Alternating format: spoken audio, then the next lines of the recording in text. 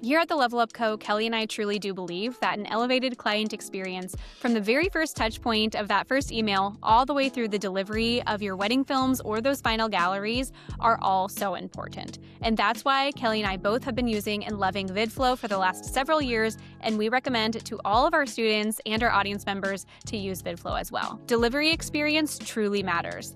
The way your clients view their films for the very first time should be a magical moment. It needs to be a professional and branded experience, instead of basic file sharing like Dropbox or Google Drive, or even Vimeo or YouTube links. Through VidFlow, clients can stream their videos through smart TVs, streaming devices, and set-up boxes. Apple TV, Roku, Amazon Fire, you name it. There are so many options for clients to watch and experience their films for the very first time on the big screen at home.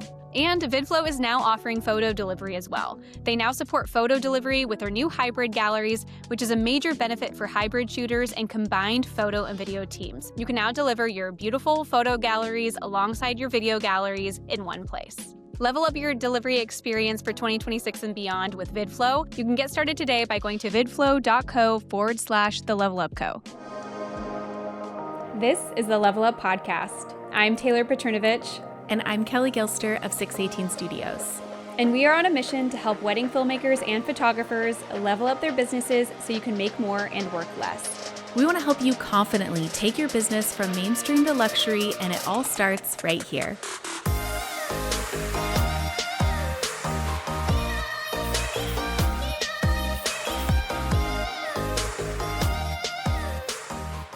Hey friends, and welcome to another episode of the Level Up Podcast. I'm your host, Taylor Petrinovich, joined as always by my co-host, Kelly Gilster.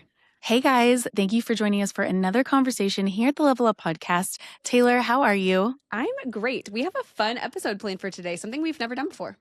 Yeah, I'm excited. It has a funny title, and we aren't usually ones to bring on any curse words or anything on the podcast, but we just kind of had to shoot the shot point blank. Yeah, so one of my favorite kinds of TikToks is the "Am I the asshole" kinds of TikToks, and we did bleep out that word in case you're listening with littles in the car or whatever. But I love those because I love hearing stories and hearing other people's reactions to how maybe they would have handled situations or things like that. And so we scoured Reddit to find some wedding related "Am I the" stories, and we're going to read them to you guys.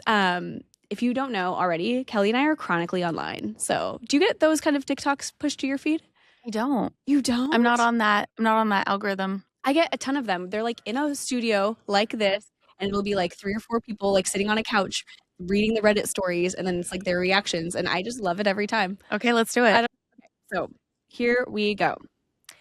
Am I the for ruining my client's wedding? Okay, I, 21 female, am a photographer just out of college. In the start of the year, my mother's friend B wanted me to be the photographer of her wedding. I accepted, but kept her expectations low as I have never shot a wedding before. B reassured me, saying it was a simple backyard wedding. We agreed on a small price as it was more of a gift to her than a real job. So yesterday was the wedding. I am having a pretty stressful month with work, friendships, and maybe an autism diagnosis. Wow. My mental health has always been really bad, but now it's worse than it's ever been. I woke up early, did my hair and makeup, was ready for the wedding that started at noon. My mom was late doing her makeup, so I went alone to check the place. I was really anxious, and it was far away from my home, and I didn't know anyone. But after a while, 2 other photographers appeared and started to shoot the wedding and the guests. They kept looking at me and talking to each other. I was really confused, so I called my mom. At this point, I was already crying, feeling useless and dumb to have gone to that place. I told my mom I was leaving, so I grabbed my backpack and gear and walked a long way to the next bus stop. Then a bridesmaid called, screaming at me, saying I was about to ruin the wedding, that those people were there to film the wedding. They weren't. They had flashes, DSLR cameras, and photography gear, not film gear. Also, they were already taking photos of the guests. I was sobbing and trying to explain how rude it was to hire 2 photographers, but she kept screaming for me to go back. I didn't. I headed home. My mom called me and tried to talk to me, saying that they were counting on me, but I couldn't talk. I was just sobbing on the back of the bus. This is so sad. This is actually so sad. People were calling me and sending texts saying how they were counting on me, and that just made me feel worse. I get home, lock myself in the bedroom, and have the worst panic attack of my life. That was 40 minutes ago, and I'm just reading texts and apologizing, saying that I can't go. The thing is that the bride B called me and said it's fine, she understands. But everyone else is so pissed, saying I ruined that wedding. Am I the a-hole? TLDR, I got to take photos of the wedding. I arrive there. There are already photographers. I leave and have a panic attack. People blame me for ruining the wedding. Edit. I didn't take the money. They never paid me. We only agreed on the price, but no money was exchanged. So was the original poster the a-hole? No, I'm just sad for her. That's crazy. I think that this is just like a common miscommunication on all sides. I think that probably like the bridesmaids don't realize the conversations that like their mom, is it the mom?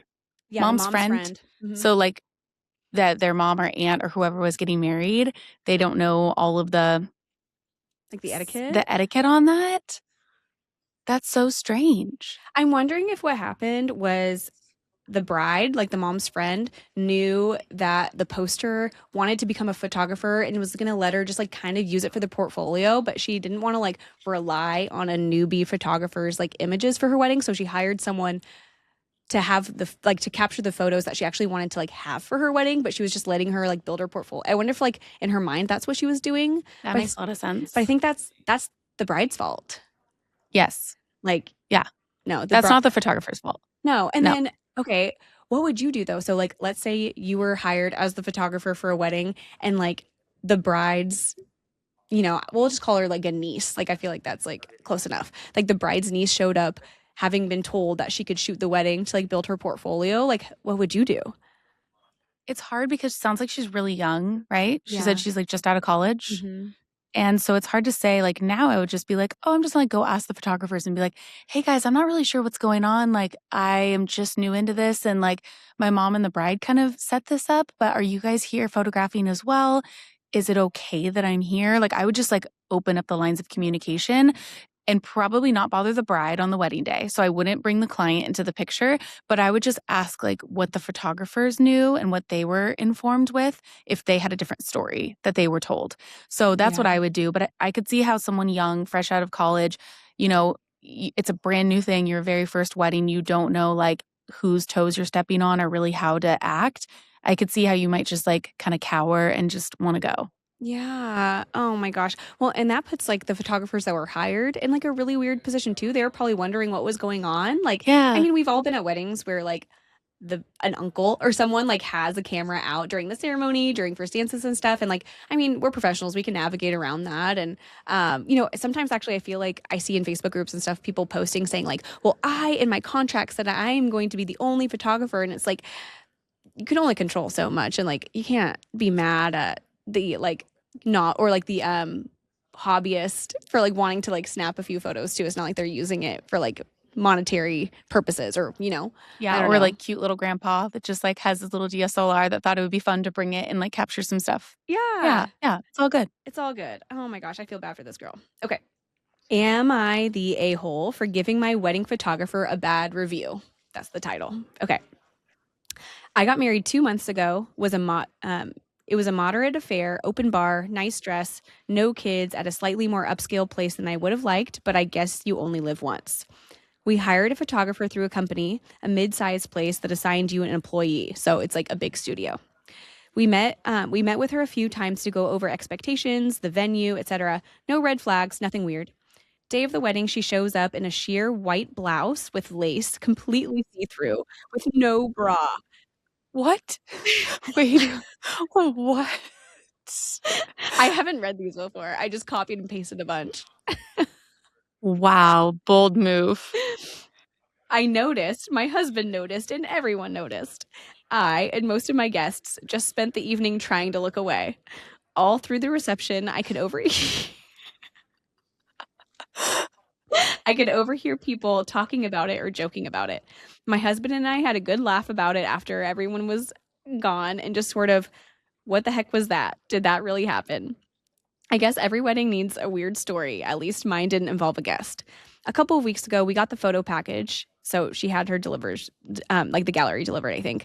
And it was good and in line with what we paid for. 2 days later, I get one of those automatic emails with a survey asking how they did. Overall, I rated them well and even rated the photographer well, except for in the professional category. I gave a 3 out of 5 stars, and in the inbox filled in that I felt her clothing could be more professional. A manager called me for more clarity, and I explained the outfit and said that it wasn't a big deal, but it wasn't really situationally appropriate. Manager didn't say much but sounded serious and thanked me for informing them. End of the story? Well, no. The next weekend, the photographer girl shows up drunk on my lawn wearing 3 bras and starts screaming at my house. This is not real. Long story short, she was let go from her job and felt that I was to blame. Eventually, we had to call the police and have her removed. People I know are torn, and some think it's funny and I should have let it go, but others think I deserved to be called out for leaving the bad review. Am I the a-hole? No, this is unhinged. What? You're like topless at a wedding, basically. Basically. Yeah. Well, Wow. first I of all, think, like, you can't wear white.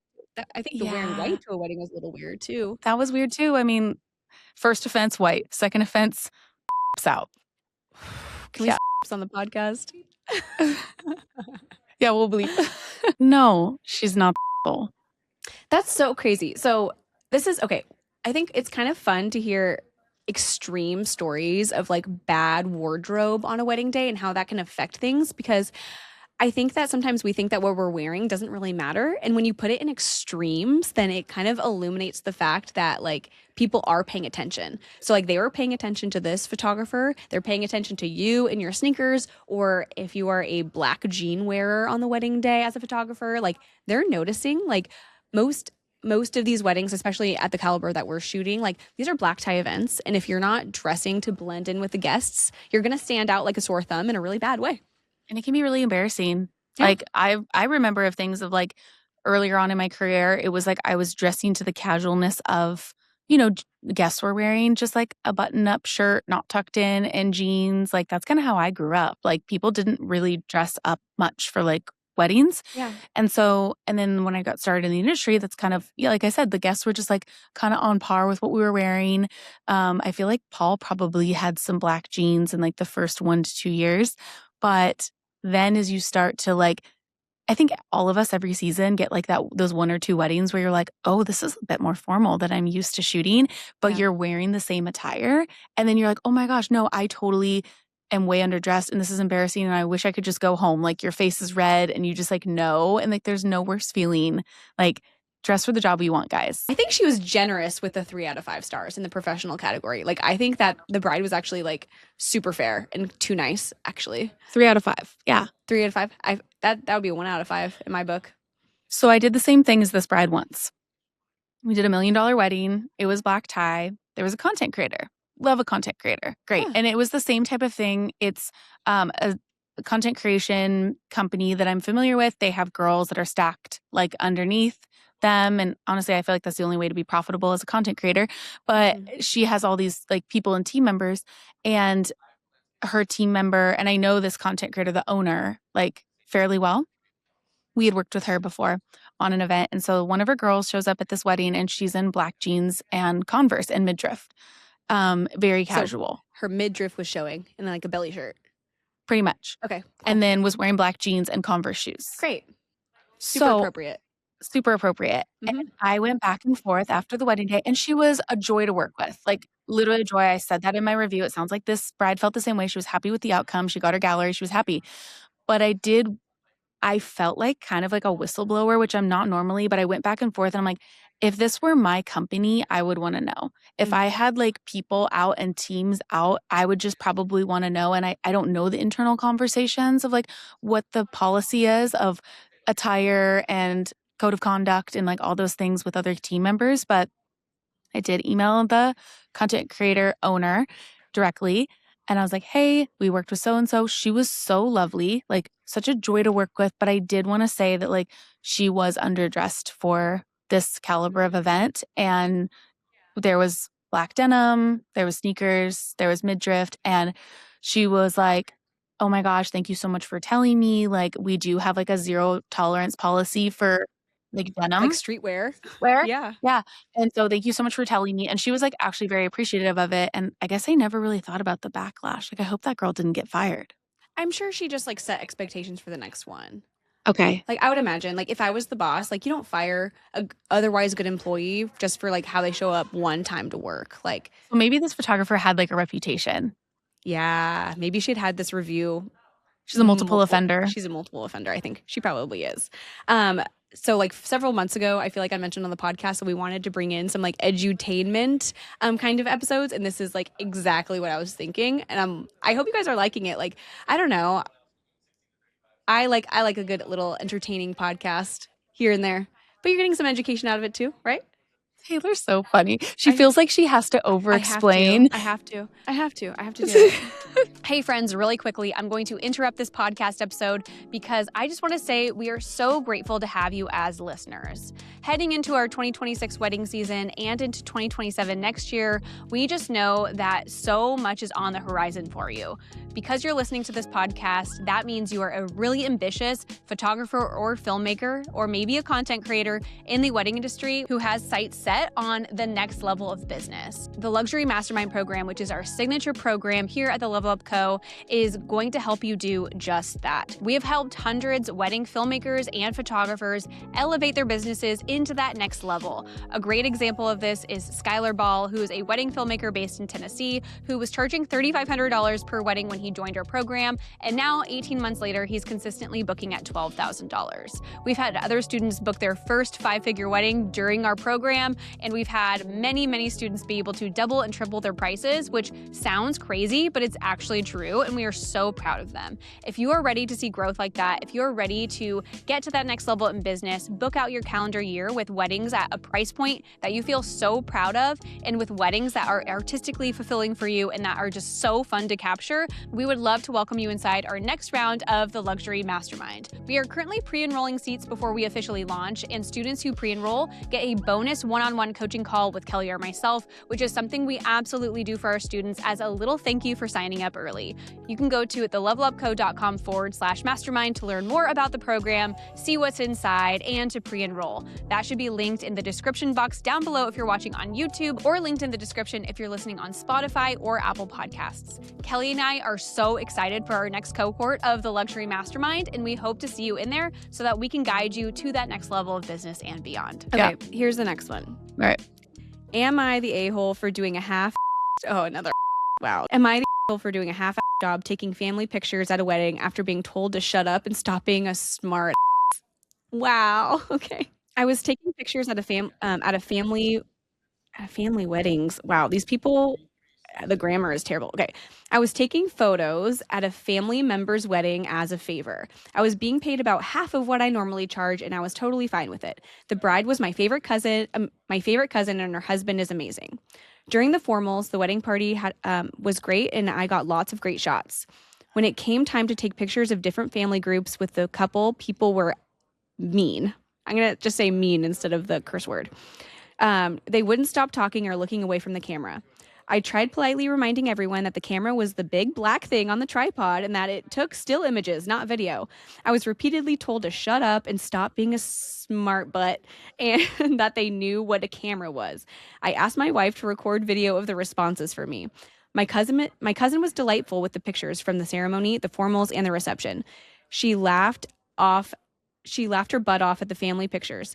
In about half of them, people are looking off in all directions instead of at the camera. And most of those, there are people with their mouths wide open. She thought that they were hilarious, and her husband agreed. I started getting... People use so many curse words. Okay. I started getting on social media from my family about the terrible pictures. I replied that I had tried to explain to them that the camera was the big black thing on the tripod and that it took only still pictures. They said I should have waited for them to be ready. So I started posting the short video clips of people being mean towards me. My mom said I went too far and that they won't ask me to take pictures for them ever again. I did a fake cry and said, boo hoo hoo. She called me a smart aleck.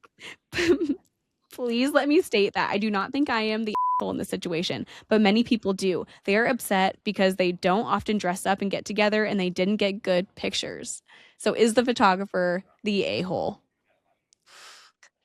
Maybe. I think a little bit. I think kind of. Yeah. I think the big black thing right here, like, it's a condescending comment. Like, I mean, we all have had family formals where we've been at events and people are running off this way and a kid is running this way. And like, the photographer is it's crunch time. And so they're needing to get to all those things. But you don't need to say it that way. That was like a little condescending and kind of mean. Yeah. Hey guys, this is a camera. Like, have you ever seen one before? Like, Yeah. that's so rude. Like, yeah. I mean, family photos, especially with large groupings, is a struggle sometimes. Like, people are looking in different directions, and then you have people with sunglasses on their head and like it's like herding cats sometimes, and I totally get that.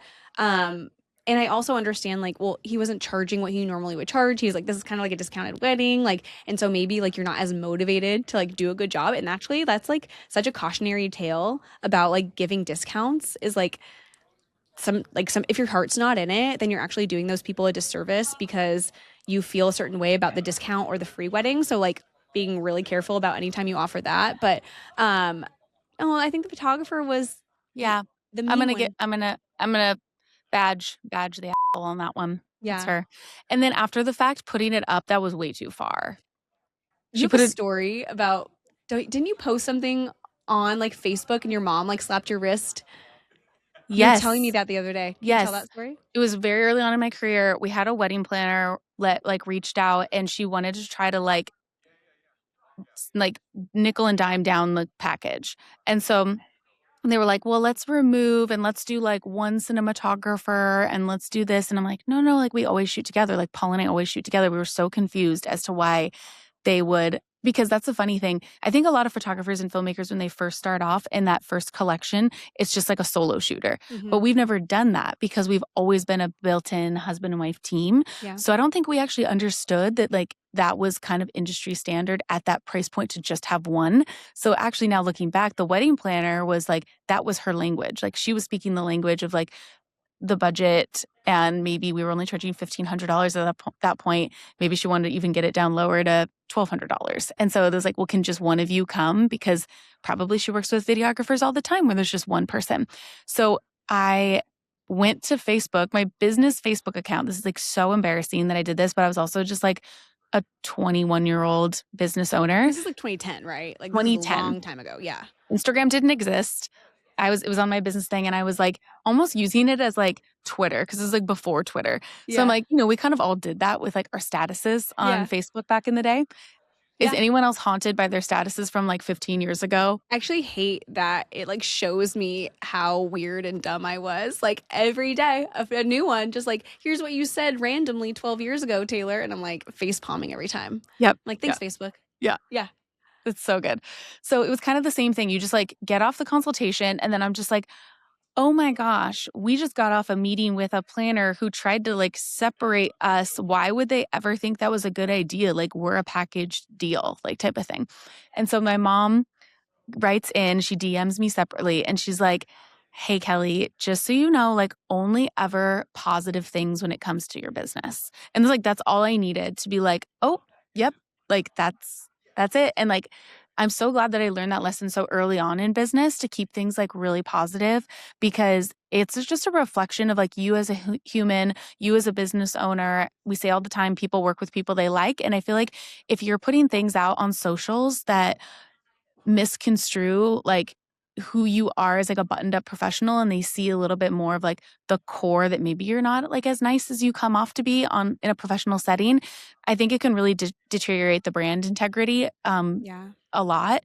And so, so the fact that I'm so glad that my mom called me out on that, and this photographer definitely took it too far by putting those video clips up on her Instagram or wherever they went. Yeah, that was way too far. I agree. Okay, so here's the next one. Am I the asshole for not prioritizing my photographer's grief over my wedding photos? I have a bad feeling about this one. I think the original poster is going to be the a-hole. Okay. I think so. Okay. I got married in September. I booked our photographer over a year in advance. He has great reviews and I really like his work. We knew that his assistant would be the one shooting our actual wedding and we were fine with that. We had a really jovial, friendly rapport build up during the engagement photos, and it was great. The wedding day came, his assistant was a doll, and we loved him. I paid the full price for everything and right on time. Good for you.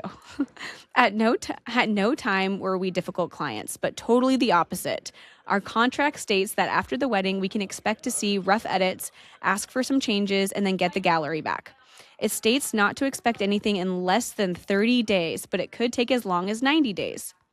That doesn't make sense. Anything. Okay, so it'll be between 30 and 90 days that they'll get the deliverables.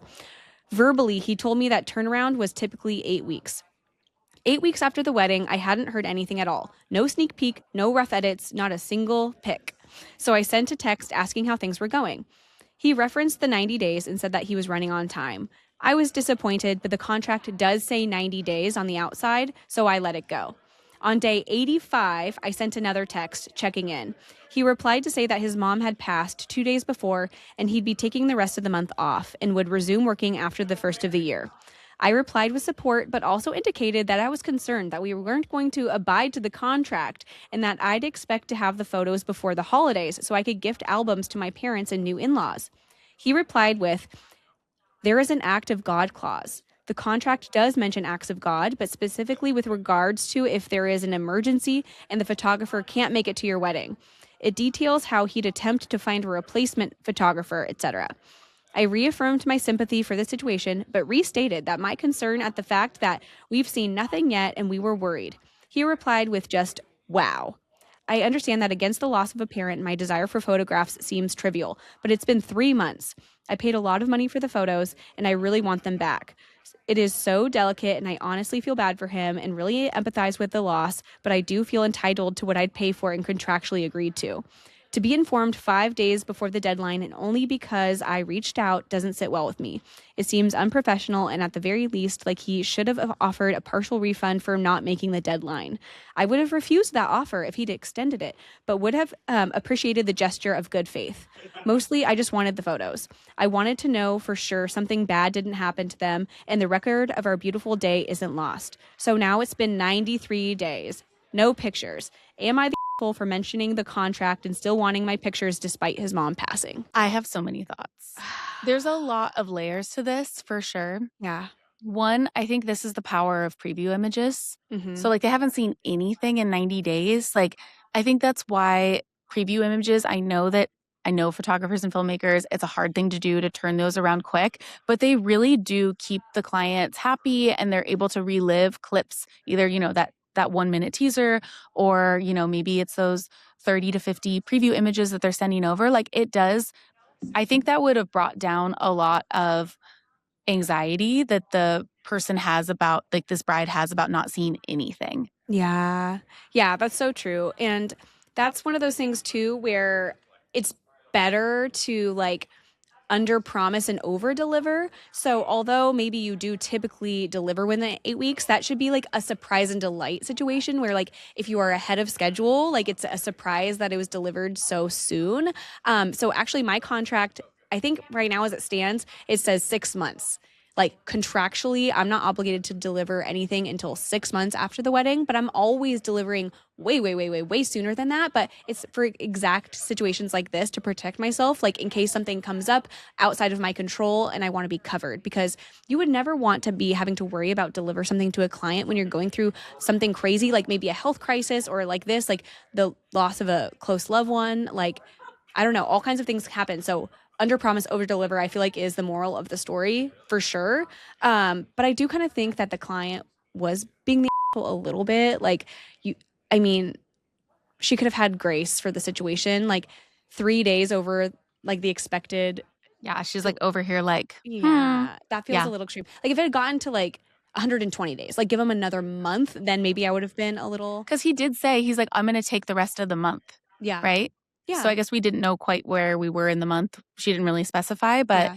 I'm going to take the rest of the month off to kind of like take some time to be with my family and all that stuff. Like, I think then he did set that boundary of like expectation there. But I think it also is just like a lesson. And I kind of do agree too. Like, if that were me, I would have looked for ways to Make the client make happy. the client happy. Me too. Yeah. Yeah. I would have at least done a rush edit on some previews. Like, hey, like it's going to be a little bit until we get the full 800 images or like whatever, but like I can get you 30 by next week. And that's where like it's kind of the cost of doing business. Like I probably would have, if I couldn't do it, I would have hired someone to edit them for me and just call it the cost of doing business. Like I wouldn't charge the client for that like rush edit or anything like that. Sometimes business just costs money. Like that's just kind of how it goes once in a while. Yeah. You know? Yeah. Yeah. And I think too, like, or you could have said, like, I'd be happy to like do a print box for you or like some sort of like tangible thing that would have like, it's the same thing of when you are on like an airline and the airplane like kind of breaks down and you can't get to your destination when they did promise originally that they were probably going to get you there. But now they're giving you the drink credits or they're giving you the credit for a future flight or they're kind of like, they sweeten it up because it's part of client experience. And I think that we can kind of learn from other businesses out there how they structure those things when they're not able to really like uphold their end. Yeah. Or it's like restaurants. Like we've all had it where the entree takes a lot longer to come out than it should. And then they give you a free dessert. Like, yeah, I think it's like you do need to kind of like sweeten the deal a little bit if you're kind of outside of what the expectations were or like the contract for sure. I don't think a partial refund would be too much, but something added to the collection to make it better would be a great kind of like middle ground. For sure. Okay, this was fun. Should we do it again? I don't know. You guys let us know on Instagram or if you're watching on YouTube in the comments if we should do another Am I the full series. Cassie, are you going to put something over my mouth too so visually I'm not saying something? Yes, every time. Yeah. All right, well, I'm excited to see how this turns out. We have Cassie, the editor, sitting right here with us. Actually, you're going to multicam me videoing you. Here she is. This is Cassie behind the scenes. She's running our cameras, and she's going to make movie magic and edit all of this together. So I'll send this to you, Cassie. Swear words. Edit all my swear words. See you next week, guys. Thank you for joining us in today's conversation. Please help us reach more filmmakers and photographers like you by taking a screenshot and sharing it to social media. And don't forget to tag us at The Level Up Co. And join us again next week, same time, same place, as we continue to level up the industry together.